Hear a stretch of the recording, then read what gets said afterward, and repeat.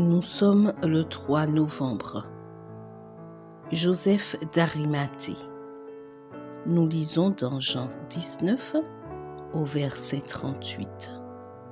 Après cela, Joseph d'Arimathée, qui était disciple de Jésus, mais en secret, par crainte des Juifs, demanda à Pilate la permission de prendre le corps de Jésus. Et Pilate le lui permit. Il vint donc et prit le corps de Jésus. Seul l'évangile de Jean indique que Joseph d'Arimathée était un disciple secret de Jésus par crainte des Juifs. Nicodème et lui étaient des hommes influents au sein du conseil. S'ils confessaient publiquement leur foi, ils en étaient exclus. Espérant protéger Jésus par leur influence, les prêtres ne les ont pas convoqués au procès où ils ont condamné le Sauveur.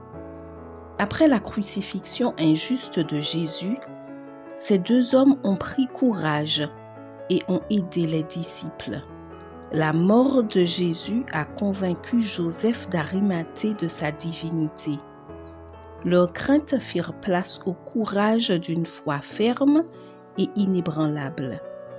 Il a offert son luxueux tombeau neuf, réalisant ainsi la prophétie d'Ésaïe 53, verset 9, selon laquelle le Messie serait parmi les riches à sa mort.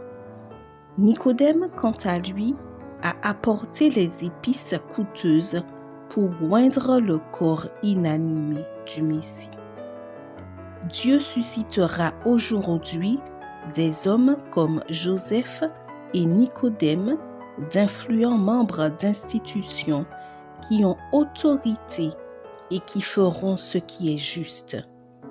Joseph a utilisé son influence pour approcher Pilate en privé et lui demander le corps du Sauveur pour une sépulture honorable. Quand Joseph est revenu avec l'ordre officiel du gouverneur pour que le corps lui soit remis, il a trouvé Nicodème qui avait apporté un mélange coûteux de 50 kilos de myrrhe et d'huile en signe de respect.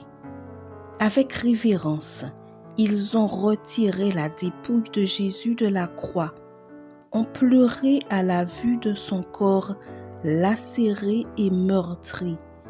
Ils l'ont nettoyé et l'ont enveloppé dans un drap de lin avec les épices aromatiques. Puis ils l'ont porté jusqu'au tombeau coûteux, non loin du lieu de la crucifixion. La peur nous envahit tant que nous ne l'affrontons pas. Joseph d'Arimathée et Nicodème ont surmonté la peur de ce que le conseil pourrait faire contre eux. Leur courage brille d'un contraste saisissant avec la lâcheté des disciples et de Pilate. Nous devons immobiliser la peur et faire, avec l'aide et la puissance de Dieu, ce que les autres pensent ne pas être possible.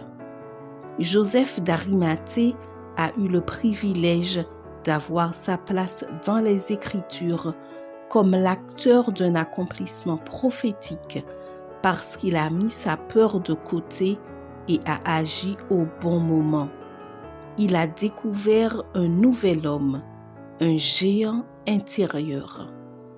Pense à tout ce que tu pourras accomplir si tu surmontes la peur avec la puissance de la foi en Dieu. Peut-être découvriras-tu le grand géant qui est en toi.